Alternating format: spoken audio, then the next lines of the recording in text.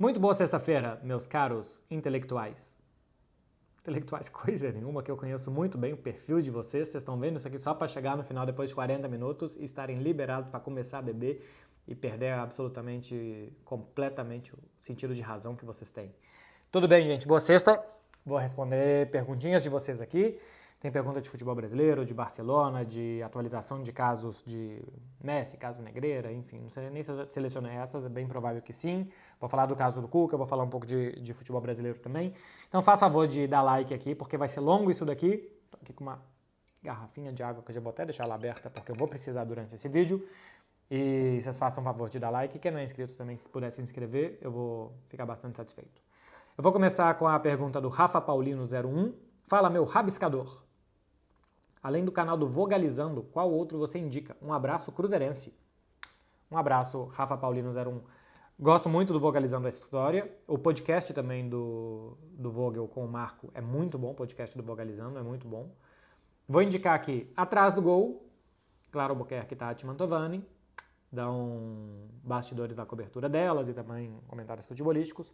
O canal do Fred e do Quesada já são consolidados, né? São bons pra caramba, com perfis bem diferentes, porque Fred e Quesada são bem diferentes, mas bem legal como é que cada um analisa os jogos e conversa com seu público.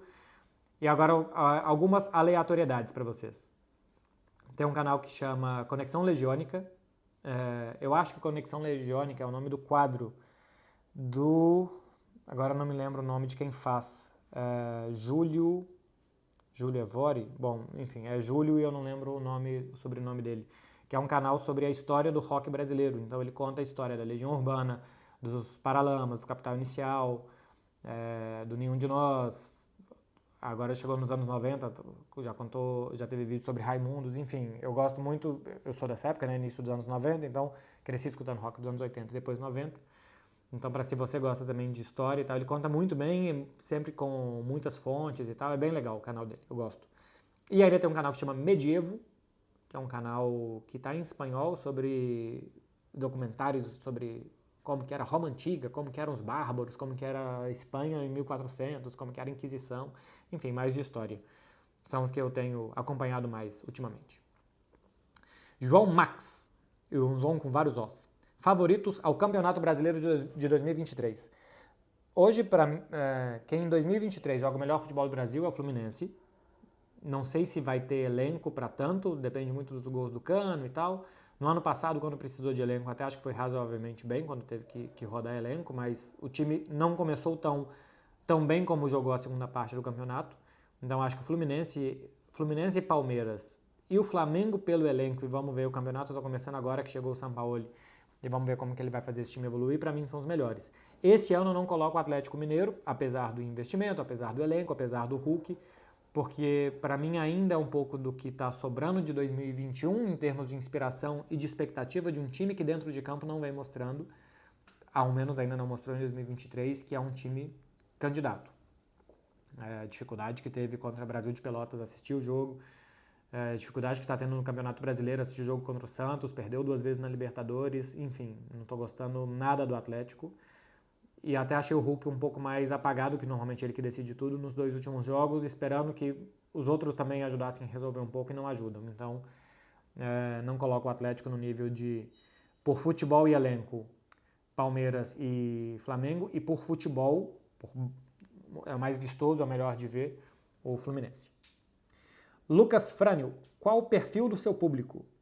Homem, 95% do meu público é homem, entre 18 e 35 anos. 80% dos homens têm essa média de idade. Basicamente é homem adulto, é meu público. Basicamente é isso. Todo o resto é extremamente bem-vindo, até para diversificar. Natan NP, você faz treino HIIT todo dia? Não. Eu faço musculação ou bíceps, costas, ou tríceps, ombro e peito, ficha B, mais um dia de perna, ficha C, e todos os dias eu faço depois 20 minutinhos de cardio, ou bicicleta, ou subir escada, ou elíptico. O dia que eu faço perna eu não faço nada disso, que usa muito perna, aí eu faço remo. Então, é porque eu subo no Instagram, né, como treino HIIT, é simplesmente porque o treino HIIT, ele no relógio, ele marca melhor as calorias do que se você colocar um treino de bicicleta, e às vezes ele vê que você não está pedalando tanto, aí ele para de marcar, ou no remo ele não percebe que você está remando porque é um remo indoor, enfim. Eu já percebi que eu uso o Apple Watch, que ele vai melhor para marcar calorias assim de treinos internos, se você colocar treino HIIT. Gabriel Barbosa, 58, que não é aquele Gabriel Barbosa. Na sua opinião, qual o ponto mais crítico do Barcelona? Dentro de campo é a criação de jogadas. É o time da defesa essa temporada e não do ataque. Então, pontas mais criativos, de mais 1 contra 1, meio-campistas que circulam a bola mais rápido e que fazem ela chegar bem à frente. Eu acho que tem bons jogadores de ataque, tem bons jogadores, principalmente de meio do que de ataque, porque de ataque eu acho que o Rafinha ficou meio sozinho do ponto de vista de criatividade. Mas eu acho que passa pelo Xavi montar um time também que vai atrair mais o rival, que vai surpreender mais o rival, que vai gerar um pouco mais de desorganização no time contrário. O Barcelona tem desorganizado muito pouco o time adversário. Fora de campo, o ponto mais crítico são 200 milhões de folha salarial a mais do que a Liga permite. Então, se o Barcelona não passar a folha salarial dele para 200 milhões menos do que é hoje, ele não vai poder inscrever nenhum jogador pelo fair play financeiro. Esse é o ponto mais crítico. Doce 97. Fala, Marcelo. Bom. Surpreendeu mais a queda de produção do Arsenal ou o City implacável? A queda de produção do Arsenal, por ter sido tão abrupta. Era um time que não estava falhando, que estava ganhando jogos difíceis na marra e que, de repente, em 4 jogos, cedeu 2 vezes um 2-0 para um 2-2, melhor do que os times que ele vinha enfrentando, melhor do que Liverpool, melhor do que o West Ham. Empatou com lanterna com Southampton, que está praticamente condenado já, estava tomando um 3-1 em casa até o finalzinho, e contra o Manchester City ele foi absolutamente atropelado. Então me surpreendeu que um time que viesse jogando tão bem e que o dia que não era brilhante ainda tinha alternativas para ganhar com um pouco mais de força, que tenha perdido a brilhantez e a força ao mesmo tempo. Não sobrou nada do Arsenal desde a parada da data FIFA. Acho que são 5 rodadas e 4 tropeços desde que voltou a data FIFA. É um Arsenal ruim. Me surpreende mais, porque o City implacável a gente já tinha visto outras temporadas. A temporada que ele ganhou com 98 pontos contra 97 do Liverpool, ele ganhou 18 rodadas das últimas 19. Temporada passada ele precisou de uma grande arrancada também, e aquela grande virada na última rodada para ganhar. Do City já se espera isso. Do Arsenal não esperava uma queda tão rápida. Que em 5 jogos tropeçasse em 2, que depois nos próximos 5 tropeçasse mais 1, e que o Manchester City fosse implacavelmente tirando a distância, eu achava que podia acontecer. Que fosse de uma vez só, eu não imaginava. Will Castro 8. Beckler, quais as dicas para aprender outras línguas e como o futebol pode ajudar? Assim mesmo, dica para aprender outra língua. O futebol pode ajudar. Porque no futebol, você sabe o que está acontecendo, você está vendo o jogo e quando você assiste o futebol em outra língua, os termos são parecidos. As entrevistas são coisas ditas de forma parecida. Então eu aprendi catalão vendo muitas entrevistas, assistindo jogos em catalão, e aí eu fui aprendendo as palavras, fui aprendendo a conjugação dos verbos, fui aprendendo esse tipo de coisa. E há muito tempo também eu assisto futebol em italiano, porque eu uso conta de Claro Albuquerque, usei muito tempo conta de Claro Albuquerque da DAZN, e é permitido aqui, simplesmente você tem que ter uma conta na Itália, e você pode usar em outros dispositivos em outros países, e é em italiano. Então assisti La Liga uns 3 anos aqui em italiano.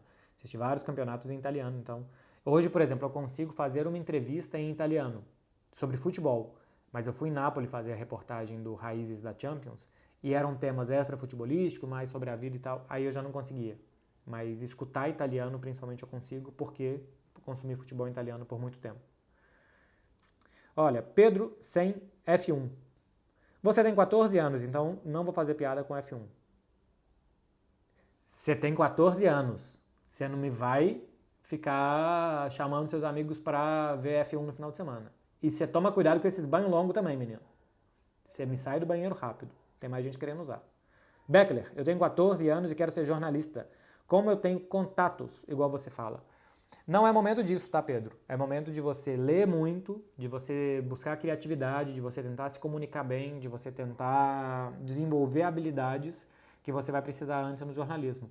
A partir do momento que você começar a trabalhar, que você começar a ir nos clubes e tal, vai tendo contato com outros jornalistas, o pessoal mais experiente, que o pessoal do clube vai te conhecendo, que os assessores de imprensa vão te conhecendo, mas isso é um papo para daqui a 5, 6 anos para você ter. Por enquanto é banhos mais curtos,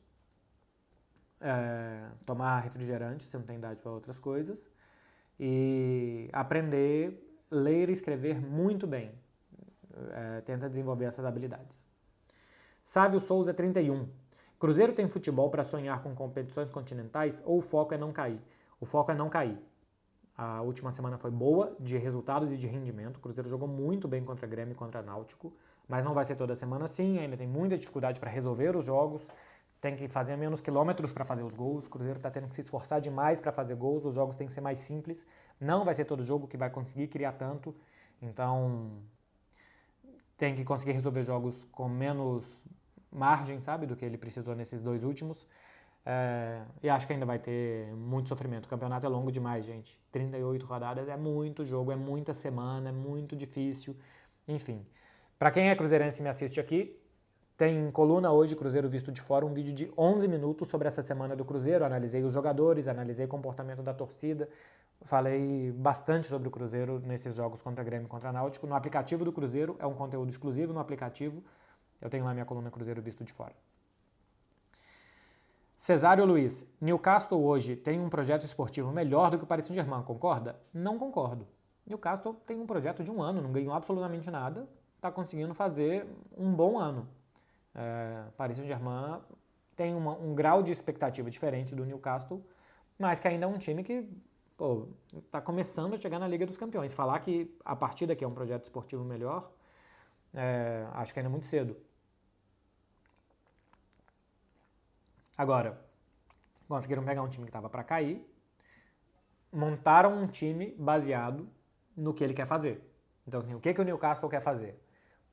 Defesa muito forte, jogadores muito físicos, é um time que não vai perder para os outros em corrida, em intensidade, em trombada, e jogadores na frente que resolvem em velocidade. Joelinton, Wilson, Isaac, jogadores rápidos, fortes, joga muito a inglesa o Newcastle, a inglesa antiga, né? Bola longa, correria, jogador forte, e vem fazendo isso muito bem. Então, o projeto esportivo, né? Assim, a coerência esportiva, que foi o que você perguntou aqui, Luiz Cesário, talvez seja mais coerente do que o Paris Saint-Germain, o que não é muito mérito, né? Qualquer um tem, mas eu acho que o projeto do clube ainda está dando primeiros passos. Daí ia dizer que é melhor do que o Paris Saint-Germain, eu acho que quer se antecipar um pouco. John Barbosa. Por quais motivos um treinador perde o grupo? Porque no Brasil parece ocorrer tão frequentemente. Não sei se no Brasil acontece mais frequentemente do que aqui. Eu acho que aqui talvez as diretorias deem mais tempo para os treinadores e estejam mais perto para julgar quando é um problema de um técnico, quando é problema dos jogadores. Então, se os jogadores não estão correspondendo, então os jogadores saem do clube, o técnico continua. Outra coisa que fez o Bayern de Munique, por exemplo, essa temporada, que tem muito mais cara de clube brasileiro. Por que ele perde um grupo? Pode ser por muitos motivos. Por não ter muitas normas no vestiário, os caras fazem o que querem. Por ter normas demais, os caras não gostam. Pelos jogadores não acharem as decisões justas. Por que esse aqui tá jogando e não aquele? Por que esse cara que foi tão bem perdeu lugar no time e o outro não? Pela forma como o técnico lida com os caras. Se é conversador demais e tal, o jogador acha que a vida é muito mansa. Se não fala com os jogadores, o cara se sente menosprezado. Enfim, cara, é lidar com humanos. É lidar com 25 humanos nos grandes clubes que ninguém fala não pra eles. Todo o entorno, a família, os amigos, é só tapinha nas costas e coisas positivas. E o técnico tem que lidar e criar frustrações no cara. Só 11 vão jogar, muita gente vai ficar fora, muita gente não vai tocar na bola como queria. Às vezes o cara Eu lembro que na época o Guardiola falou isso do Shaqiri. O cara era o principal jogador da Suíça. E no Bayern de Munique ele quase não tocava na bola. Então no país dele ele era o melhor jogador e no clube não. Então assim, o técnico perde o jogador quando o jogador acha que essas decisões não são justas, que... Ih, caramba, caiu aqui. Que essas decisões não são justas, não são coerentes. Mas tá aqui, tá difícil. E aí perde o grupo. Igual eu perdi o microfone. Não sei há quanto tempo estava fodido essa merda aqui. Sávio Souza 31, acho que eu já respondi a pergunta do Sávio Souza. Já, tá brilhando hoje nas perguntas em Sávio. Fala, Beckler. Você acha que Vini Júnior tem potencial para passar o Neymar? Títulos e relevância? Acho que tem. Já faço o convite semana que vem, 11 horas da manhã na TNT, tem Fred e Beckler explicam, vamos explicar Vinícius Júnior. Eu e Fred vamos dar a nossa visão sobre a trajetória do Vinícius, como que ele chegou, evolução. Na semana que vem sai. Fizemos essa semana sobre o Haaland. sai sobre o Vinícius. Respondendo rapidamente, acho que sim, tem potencial, tem 22 anos, tem uma década de bom futebol se ele se cuidar, tá no maior clube do mundo, tá ganhando hierarquia no maior clube do mundo, já tem números excelentes nas 2 últimas temporadas e está melhorando. Vinícius Júnior tem tudo para ser um grandíssimo nome do futebol brasileiro para marcar uma época. Matheus, mas assim, assistam, tá? Porque isso aqui eu falei em 30 segundos, vai ter um programa de mais de 20 minutos sobre Vini semana que vem comigo e com o Fred. Matheus Santos 19. O que você acha da ideia de vender o Leva e tentar trazer 2 centroavantes de nível médio / jovens promessas? É uma pergunta muito boa, porque ela é uma pergunta... Matheus, eu espero que você me entenda, porque eu não quero te criticar. Ela é uma pergunta básica, assim, sabe? Que as pessoas normalmente que não estão acostumadas a levar muitos fatores em consideração no mercado de transferência se perguntam esse tipo de coisa. Por exemplo, o que você acha da ideia de vender o Leva? Primeira parte da pergunta. O Leva acho que vai fazer agora 35 anos. Tem um salário alto. Será que o Leva quer sair? Ele veio para Barcelona por uma questão profissional também. Barcelona é um grandíssimo clube, mas também uma questão familiar. A mulher dele queria viver numa cidade como é Barcelona. É uma polonesa que vivia em Munique, frio, chuva, tempo ruim. Aqui faz uma maravilha. Se você vai ver o Instagram de Lewandowski, de Ana Lewandowski, né, ou do casal, eles estão vivendo aqui uma vida aproveitando muito a praia, a corrida, o exercício, o sol, para os filhos é ótimo, então assim, foi uma decisão pessoal. Então, a ideia de vender o Leva quer sair? Talvez ele não queira sair. Então, a partir daí você já não consegue vender, você não consegue empurrar um jogador para fora do clube.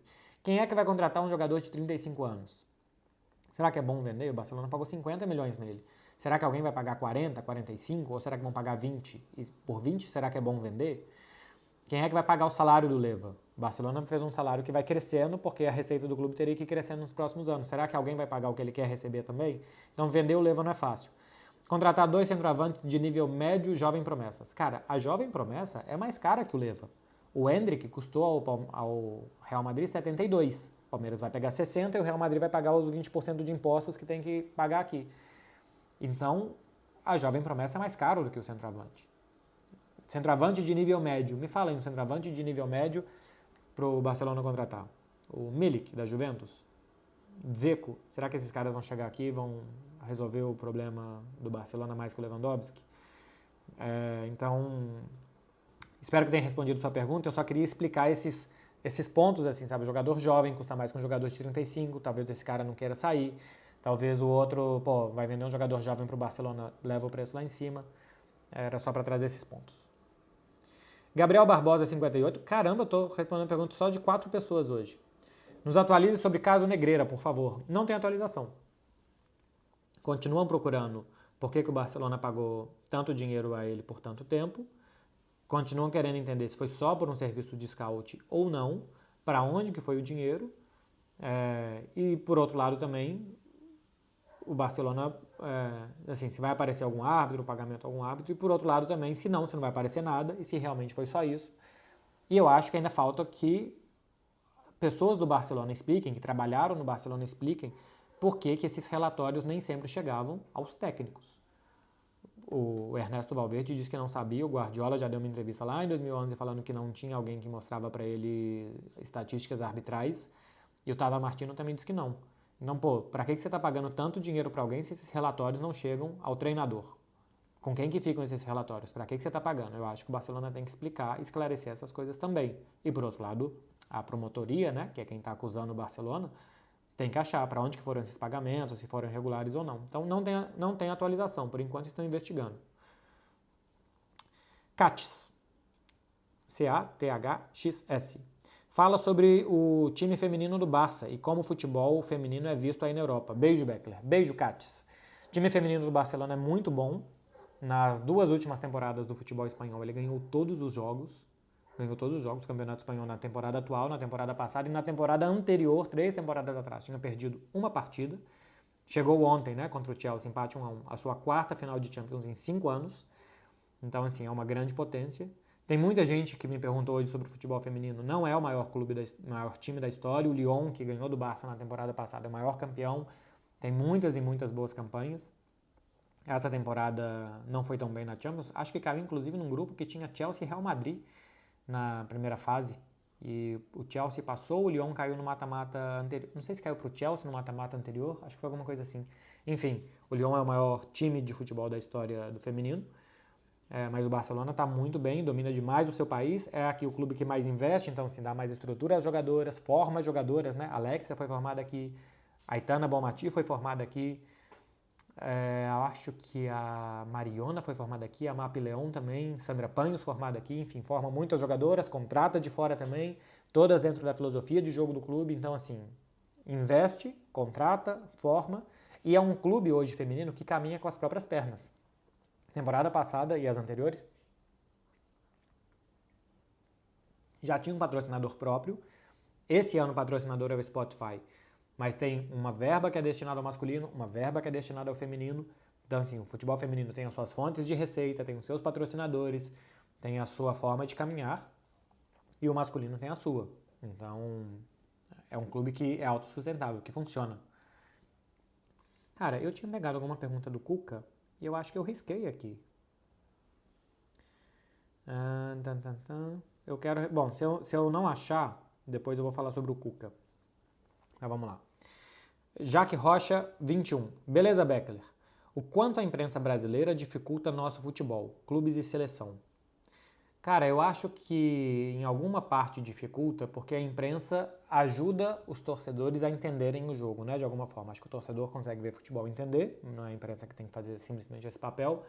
Mas eu acho que algumas vezes, igual, um técnico perde lá uma grande derrota, ou perde 3 jogos, a imprensa começa a falar que o técnico está pressionado.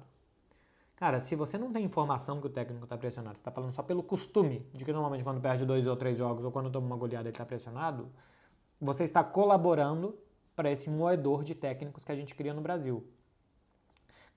De vez em quando eu vejo, claro que eu não vou citar nomes, alguns jornalistas falando assim, esse time não está jogando nada, esse time está desentrosado, e eu tenho vontade de perguntar para as pessoas por quê.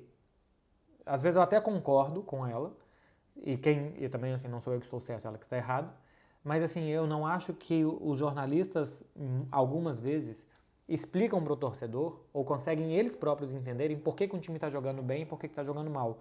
Então, se você cria uma opinião, se você ajuda a influenciar a opinião das pessoas que um time está mal, só que você também não entende por que ele está mal, acho que você está prejudicando o futebol brasileiro. Então, acho que a imprensa atrapalha não explicando bem o que está acontecendo, sabe? Não explicando bem os jogos, não explicando bem os jogadores, não explicando bem os contextos. Isso faz com que o torcedor entenda mal o futebol. Então, eu acho que talvez a culpa da imprensa seja essa, né? Às vezes. RPX1 underline. Vai na Arena MRV quando ficar pronta? Vou demais. Tá pronta, né? Tá faltando, assim, burocracia, eu acho, que pra poder jogar lá. Mas vou sim. Parece que tá muito bonito o estádio do Atlético. Quero ver porque parece que vai fazer uma pressão muito grande nos rivais, pelo que eu vi já de matérias lá de pessoal que foi nos eventos teste e tal. É uma distância muito pequena da arquibancada pro campo, então, e a torcida do Atlético já é muito presente, muito barulhenta. Quero muito ir no jogo do Atlético lá. Luiz Guerra Neto. A temporada só é bem sucedida com títulos? Depende para quem, cara. Pro Bayern de Munique, por exemplo, pro Paris Saint-Germain, pro Real Madrid, pros grandes clubes, eu acho que o título é fundamental. Mas eu acho que também é muito importante que o clube conheça o seu papel no futebol naquela temporada, né? De onde que ele tá vindo, para onde que ele vai e tal. Por exemplo, uma temporada pro Barcelona ganhar a La Liga é uma temporada de sucesso. Time que não ganha muito tempo, que tem como rival o Real Madrid, que nos últimos jogos tem indo mal, mas a porcentagem de aproveitamento de pontos do Barcelona, agora eu não sei depois dessa última derrota para o Raio, mas era o melhor líder da Europa. Tinha mais pontos do que o líder da Premier, mais aproveitamento do que o líder da Premier, do que o líder do francês, do alemão, do italiano, do português. Acho que depois do Raio Vallecano caiu um pouco. Mas você tem que ver de onde que o clube está vindo. Para o Bayer Leverkusen, a temporada só tem sucesso se tiver título? Claro que não. Bayer Leverkusen, se conseguir competições europeias, o time vinha muito mal, não é um time que luta para ser campeão. Pro Newcastle, só serve ser campeão? Não, é um clube que está sendo reconstruído, que tem 20 anos que não joga uma Champions, que vai jogar na próxima. Pro Villarreal, quanto mais vezes joga em competições europeias, melhor. Então, depende do clube, do objetivo do clube e principalmente como que o clube passa aquilo pro torcedor. Então, para Palmeiras, Flamengo, Atlético Mineiro no Brasil, acho que sim. Mas pro Cruzeiro, pro Bahia, pro Grêmio que está saindo da Série B, que já ganhou o estadual, né? Mas para clubes que estão se reconstruindo, para Vasco, para Botafogo, para esses clubes, ficar na parte de alta do Campeonato Brasileiro, ganhar mais jogos do que perder, não sofrer, acho que é temporada de sucesso. A partir daí, ir tentando escalar mais degraus a cada temporada para voltar a conquistar títulos. Glaucia Menezes, underline. Comemorar fazendo dancinha é válido ou acha desrespeitoso? Eu acho, uma opinião patética minha, tá? Assim, completamente superficial. Eu acho bobo comemorar com dancinha. Porque eu acho que o gol é mais momento de explosão do que de coreografia, sabe? Mas eu sou uma pessoa meio chata, eu não danço. Então eu lido com o meu corpo, por assim dizer, com respeito à dança, de forma diferente. Sobre desrespeito, eu acho que comemorar na frente da torcida rival é evitável. Porque tem gente que não gosta. Aqui na Espanha, por exemplo, eu acho um confrontamento, uma provocação. E, cara, se você está em algum lugar que acha que aquilo ali é provocação, não faz. Sabe assim, se dá para evitar, evita. É o que eu acho. Agora, na frente da sua torcida, se é a sua forma de celebrar, de mostrar felicidade, não tem nenhum problema. Na frente da torcida adversária, não sei se é desrespeito, mas provocativo muita gente acha que é. Eu acho que se dá para evitar provocar alguém, é sempre bom evitar provocar alguém. Débora Dutra. Por que não vemos mulheres em comissões técnicas? Eu acho que ainda é um meio muito machista, né, Débora? Muito machista. As mulheres por muito tempo nem estudavam para isso, nem se viam ali, não tem muitas referências de outras para elas poderem se inspirar e estarem ali também e tal. Então acho que as mulheres demoraram a estar em muitos lugares do futebol. Ainda demoram a estar em muitos lugares do futebol. Agora as mulheres começam a narrar, agora as mulheres começam a comentar. Então acho que ainda é muito raro por isso. Quanto mais mulheres estudarem, fizerem cursos, tiverem a oportunidade de treinar times e de melhorando times, eu acho que mais rápido a gente vai ver, mas é um meio ainda extremamente dominado pelos homens. Então acho que é por isso. Se tiver problemas logísticos, tipo, pô, no vestiário os caras estão sem roupa e tal, não sei o quê. Ou os caras começam a andar de roupa no vestiário, ou enquanto os caras estão trocando de roupa, ela fica do lado de fora do vestiário e depois ela entra. Não tem que ser por isso, sabe? Tem que ser por capacidade técnica mesmo, e eu acho que quanto mais mulheres estudarem, se interessarem, os clubes abrirem as portas e não acharem que é só homem que pode fazer esse papel, acho que tem que começar a entrar. Marcos Juchen. Uma dúvida sobre a Champions. Se o City, por exemplo, vencer, ele abre mais uma vaga para inglês na Champions? Não. Aqui na Europa, G4 não vira G5, essas coisas e tal, isso não acontece. Se o Manchester City ganhar o Campeonato Inglês e a Liga dos Campeões, você abre uma vaga lá embaixo para outra federação de outro clube que teria que passar por um playoff e se classifica diretamente. Agora eu não lembro exatamente qual que é, tá? Mas você abre mais uma vaga direta para uma federação mais abaixo, que teria que passar pelo playoff e pela pré-Champions. É isso. Por exemplo, o Real Madrid na temporada passada ganhou a Liga e ganhou o Campeonato Espanhol. E não abriu vaga mais na Champions. Só se classificam mais times para a Liga dos Campeões se vencer a Europa League. Então, se Barcelona, Real Madrid, Atlético de Madrid e Sevilha se classificam via Champions, e o Villarreal via Espanhol e o Villarreal ganha a Europa League, o Villarreal entra. Então, é assim. Agora, se o Villarreal é quarto colocado e ganha a Europa League, abre para outro país também. E aí não tem um quinto representante espanhol. É por aí. Sidney, underline 1822. O clube masculino do mundo é o Real Madrid, mas qual seria o maior clube feminino do mundo? É mais ou menos o que eu respondi antes, eu acho que é o Lyon. Teasprino. Fala, Beckler. Por que La Liga não faz nada em relação aos ataques ao Vini Júnior? Ainda tomou amarelo. Tomou amarelo no jogo contra o Girona, né? Cara, a La Liga, dentro de campo, faz muitas coisas sim aos ataques ao Vini Júnior. Ele é o jogador que mais recebe faltas, então as faltas são marcadas. Ele é o jogador que mais provoca cartões amarelos, então os caras são punidos com cartões amarelos. E dentro de campo, o que você tem que fazer? Marcar faltas e dar cartões amarelos. Contra o Girona, cara, perdoaram uns 2 ou 3 cartões amarelos que o Vinícius Júnior deveria ter recebido após o que ele recebeu, porque ele realmente não pode reclamar da forma que ele reclamou, né? Outra coisa é que o cara que chutou a bola nele deveria ter recebido o cartão, não recebeu. Correto. Mas o Vinícius não pode reclamar daquele jeito de forma assintosa. E depois daquela reclamação, reclamou de forma assintosa muitas vezes. O Vinícius xinga os árbitros muitas vezes aqui, empurrou um cara, jogou um cara no chão, coisas que valem cartões amarelos e ele não recebeu. Então não acho que existe, nesse caso aqui, vitimismo do Vinícius, tá? Ele recebe faltas, as faltas são marcadas e os caras ganham cartões amarelos. Não tem como você proteger mais um jogador do que isso. Outra coisa é o extracampo, os casos de racismo, que agora começaram a procurar mais, tem infiltrados de La Liga nas arquibancadas para procurar os caras e tal, o que eu acho que demorou a ter, que tem que ter e tem que levar isso para a justiça comum, não só para a justiça esportiva, mas tem que, punir esses caras civilmente. Nenhuma dúvida. Agora, dentro de campo, ele sofre faltas, as faltas são marcadas, os caras tomam cartões amarelos. E eu acho que o Vinícius é perdoado muitas e muitas vezes aqui pelo comportamento que ele tem, que merecia mais cartões e tal, e o Ancelotti reclamou agora recentemente do número de cartões que ele recebe. Eu tento ver sempre dois lados da coisa, tá? O Vinícius apanha, é caçado, os caras não conseguem parar ele, e tem as faltas que ele sofre. Outra coisa, as coisas que ele faz, que eu também acho que merecem que seja tratado como os outros jogadores, eu acho que ele não é. Enfim, acho que as coisas têm dois lados. Lari Lohane. Os jogadores têm a obrigação de dar entrevista ou é opção? É opção. O jogador não tem a obrigação de falar, muitas vezes os clubes querem que eles falem e eles não querem falar. Normalmente, quando eles são os melhores em campo, quando eles ganham algum prêmio e tal, eles até querem falar.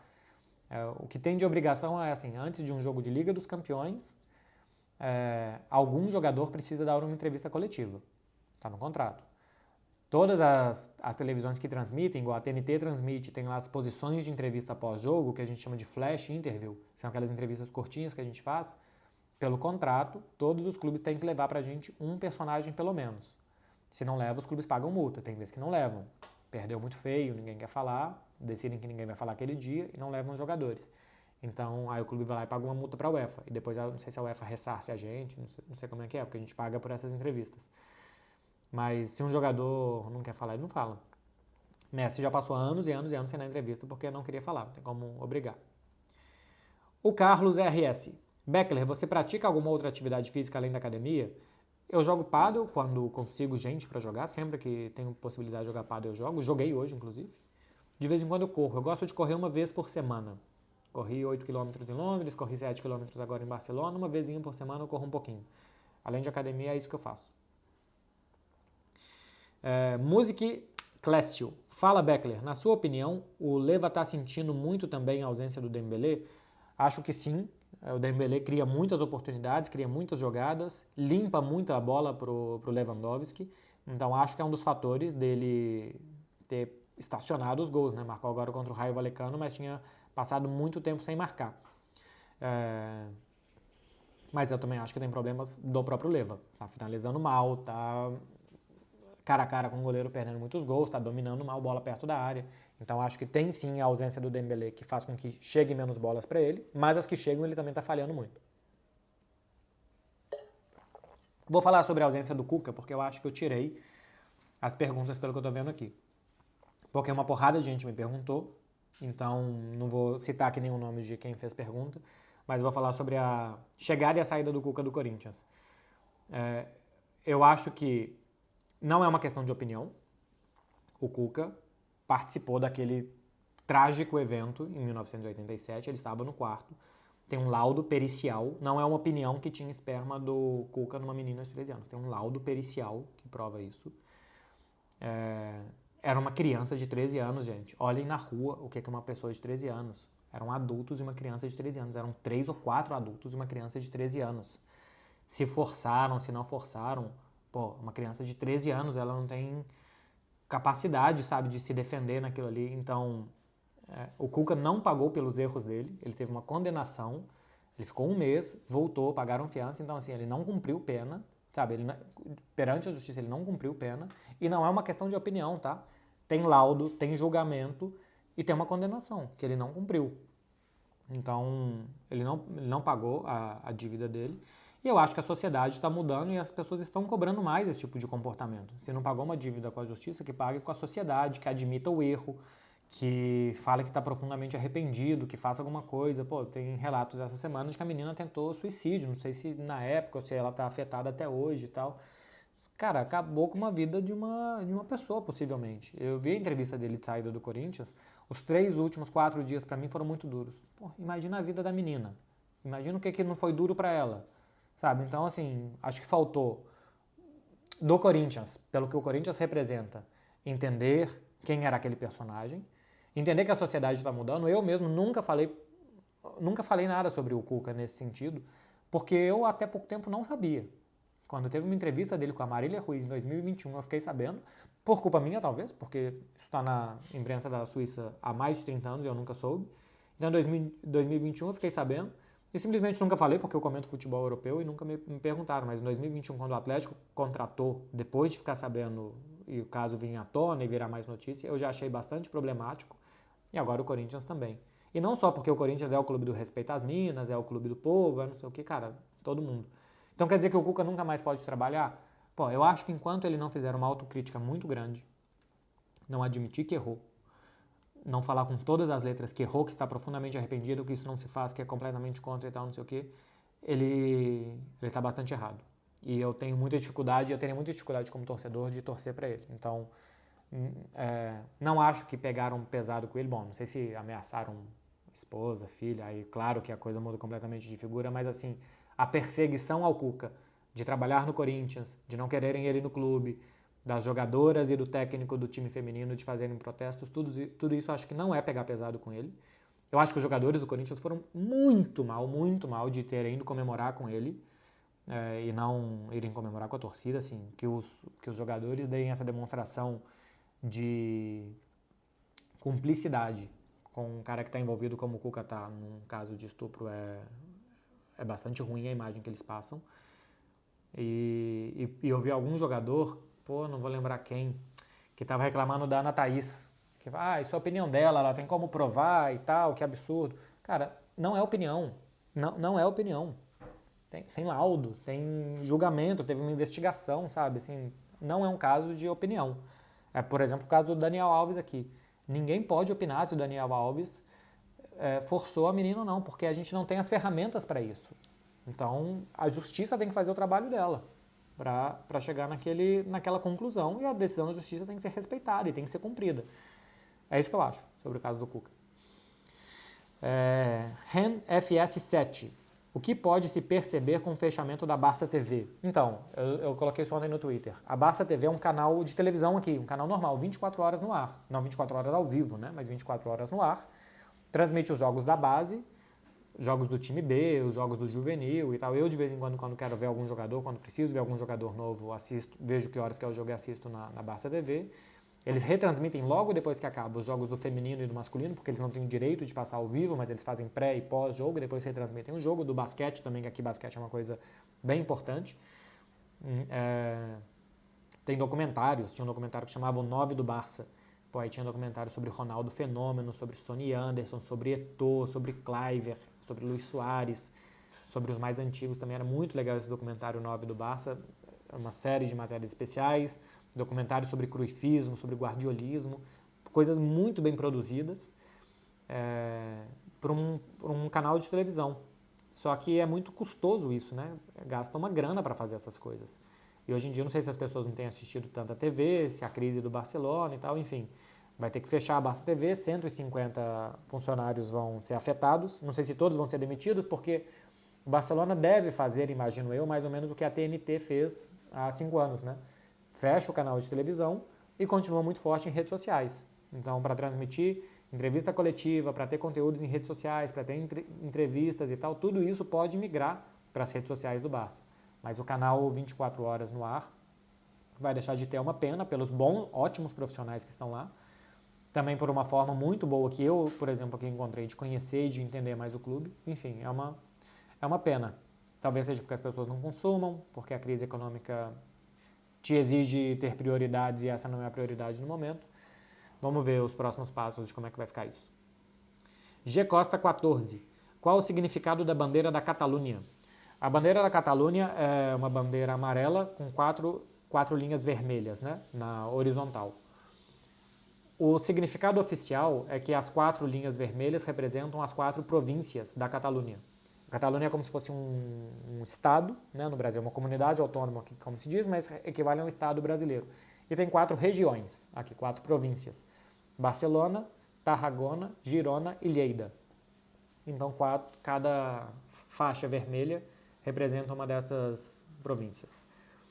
E as províncias têm capital. A capital de Barcelona é Barcelona. A capital de Lleida é Lleida. A capital de Tarragona e a capital de Girona, exatamente, o nome das cidades mais importantes.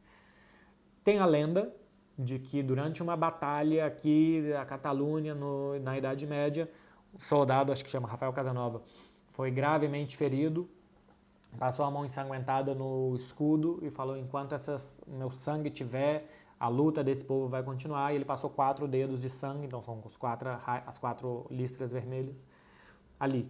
Tem aqui um museu em Barcelona, fica em Barceloneta, o Museu de História Catalã, que tem ali uma representação daquele escudo e tal, e dessa lenda, que eu não sei se é uma verdade ou não, mas é uma lenda, de que seria por isso. Tem outras bandeiras que talvez vocês vejam por aí nos jogos do Barcelona, que tem um triângulo azul e uma estrela branca. Essa é a bandeira independentista. Caso a Catalunha fosse independente, essa seria a bandeira. E tem uma outra bandeira ainda, que também é amarela com 4 listras vermelhas, um triângulo vermelho e a estrela branca, que é um independentismo talvez um pouco mais radical, que quer uma ruptura maior com a Espanha, que quer uma separação não só de Estado, de país e tal, mas que quer uma separação mais forte, um sentimento mais forte catalanista. É isso que significa. Mais perguntas sobre Catalunha, hein? Hoje aqui, tamo que tamo. Robson Silva DM. O catolicismo é forte aí na Catalunha? Se não, tem alguma religião predominante? Adoro o seu TR. Deve ser trampo, né? Valeu, Robson. Catolicismo, cristianismo, né? Mas o catolicismo, sim, é a religião mais forte aqui. A Espanha é um país historicamente, né, muito religioso. Aqui, por exemplo, quando a Espanha retomou o país, né, porque ela ficou muito tempo nas mãos dos árabes, que vieram subindo desde a África até conquistar praticamente toda a Espanha, isso lá no século VII até o século XIII, XIV, a reconquista da Espanha foi feita pelos reis católicos, Isabel a Católica e Filipe, se eu não estou enganado. Isso é mais ou menos 1490. E tem igreja para todo lado, Catedral de Sagrada Família é uma catedral, Catedral Gótica, Igreja de Sagrada Família, Sagrada Família. Então, assim, tem muitas igrejas, as igrejas aqui são importantes porque a história dos países foi acompanhada pela história da religião, né? A religião tinha um papel muito importante nos governos, então tem igrejas que são muito importantes. Muitos feriados católicos também por aqui e tal. O que eu não acho que acontece é que no dia a dia a religião tenha muita importância. Por exemplo, no Brasil a gente fala, se Deus quiser, Deus te acompanhe, Deus te ajuda. Aqui não tem muito isso. Especialmente as novas gerações vão abandonando muito. Eu não conheço ninguém aqui que vá na missa, por exemplo. Que vá num culto, sabe? Que vá processar a sua fé em algum lugar. Até pode ser que tenha, mas eu não conheço espanhóis aqui que vão. Aqui você não vê um grandíssimo movimento de jovens, assim, perto de igreja na hora de missa e tal, de pessoas mais velhas, assim. Então, acho que a religião vai deixando de ter um papel importante na sociedade mais jovem, mas na história da sociedade tem muito. E para finalizar, Amanda Gabriele. Você acredita que a mídia contribui com a sexualização da mulher no esporte? Acredito muito. Tanto na sexualização das esportistas, vira e mexe, assim, até acho que mudou muito, tá? Assim, de pouco tempo para cá, de 5, 10 anos para cá, mudou muito. Mas vira e mexe, a contracapa de algum jornal esportivo era uma gostosona de biquíni, de lingerie, alguma coisa assim. Então, e às vezes era uma atleta, né? Julgavam um atleta pela aparência física dela e não pelos atributos esportivos dela, mas porque se ela tinha pernão, bundão, sei lá, qualquer coisa que eles achassem interessante ali de destacar mais do que as habilidades técnicas de um esportista. Isso eu acho que está mudando, até porque agora tem mais mulheres trabalhando, então tem mais mulheres que acham que esse tipo de comportamento é inadequado e que falam, que expõem e que os homens têm que falar, é verdade, nós somos uns idiotas punheteiros. Então, as coisas estão mudando, mas ainda acho que a mulher é muito sexualizada como atletas. Acho que as atletas que têm atributos físicos são mais bem vistas do que outras que não são consideradas os padrões de beleza. E até as próprias jornalistas. Eu ainda acho que na mídia tende-se a colocar mais mulheres dentro de um padrão de beleza do que homens. Homem pode ser velho, feio, de qualquer jeito, todo mal acabado, que tá lá, tá por mérito. Mas se a mulher não for considerada de um padrão de beleza bonito, ela tem mais degraus para percorrer. Eu sinto isso. Então, ainda temos coisa para melhorar. Tanto as atletas como as mulheres que trabalham na mídia são sexualizadas e atrapalha. Lógico que atrapalha porque é visto por uma coisa que não tem a ver com esporte, né? O corpo da mulher, se ela não está sexualizando o corpo dela como ela bem entender, não tem nada a ver com o esporte que ela está praticando. É isso que eu acho, meu povo. Estão respondidas as perguntas. Muito obrigado para quem mandou. Caramba, 45, esse deve ser o maior vídeo da história do YouTube. Devo ganhar algum prêmio ou então alguma advertência do YouTube por isso. Então é rapidinho o recado que eu dou para vocês, porque esse é um final de semana prolongado, vai ter dia do trabalho, dia do trabalhador, nunca lembro o que é o 1º de maio, certo que é feriado por causa de trabalho. Então vocês façam o favor de respeitar as tradições. Se é feriado por causa do trabalho, não trabalhem. Não trabalhem nada. A partir de agora, sexta-feira, já começa a largar, já começa a deixar para lá. E vocês têm um dia a mais para retomar a consciência de vocês. Tem isso também, né? Então, se vocês têm mais um dia para se recuperar, quer dizer que vocês têm mais um dia para se perder. Hoje é sexta, amanhã é sexta e domingo é sexta. Vocês têm 3 sexta-feira aí, para quando chegar segunda-feira você fala assim, acho que é sexta ainda. E aí você já começa a errar, já começa a passar um pouco dos limites. É esse o recado que eu dou para vocês, que tenham um ótimo final de semana, que vocês percam completamente o juízo, respeitando todo mundo que está perto de vocês, e que vocês aproveitem muito, que vocês tomem um pouquinho de água, que é para ir hidratando enquanto vocês fazem outras coisas. Beijo, gente. Valeu!